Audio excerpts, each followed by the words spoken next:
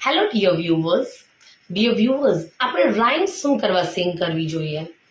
તો હું તમને છે ને રાઇમ્સનો ઇમ્પોર્ટન્ટ પાર્ટ એક્સપ્લેન કરી દઉં કે ચલો આજે હું મારી મધર ટંગ ગુજરાતી છે. ઓકે, તો મને ગુજરાતી બોલવામાં કશે અચક નથી થતી. હું ફ્લુઅન્ટલી નોર્મલ પીપલ સાથે મારા મનમાં કંઈ પણ વસ્તુ હશે ને એ શેર કરી શકીશ, બિકોઝ એ મારી મધર ટંગ છે.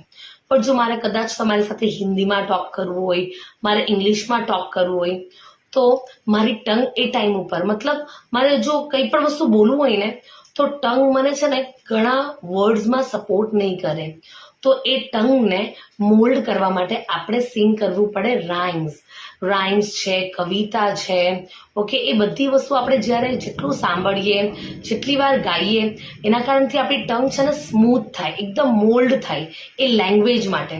તો ઇંગ્લિશની અંદર બી જો મારે આજે કોઈ પર્સન સાથે ફ્લુઅન્સીમાં ટોક કરવું છે, લાઈક મારા મનમાં કંઈ પણ વસ્તુ હશે એને એકદમ પરફેક્ટલી ડિસ્ક્રાઇબ કરવી છે, તો મારી ટંગ મને ક્યારે સપોર્ટ કરશે?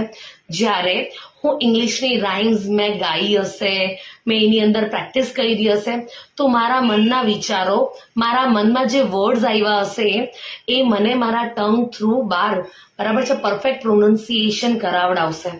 તો તમારે લોકોને જ્યારે બી તમે રાઇમ્સ સિંગ કરો, રાઇમ્સ સાંભળો, ત્યારે કેમ ગુનગુનાવાનું બરાબર છે, મનમાં આપણે કોઈ સોંગને ગુનગુનાવીએ એવી રીતે તમારે રાઇમ્સને બી ગુનગુનાવવાની.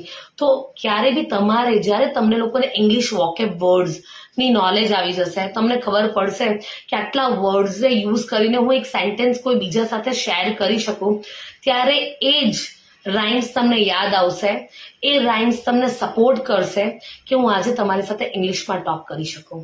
સો dear parents, okay, start hearing the rhymes and start singing the rhymes too, as it will support you when you are talking with other person.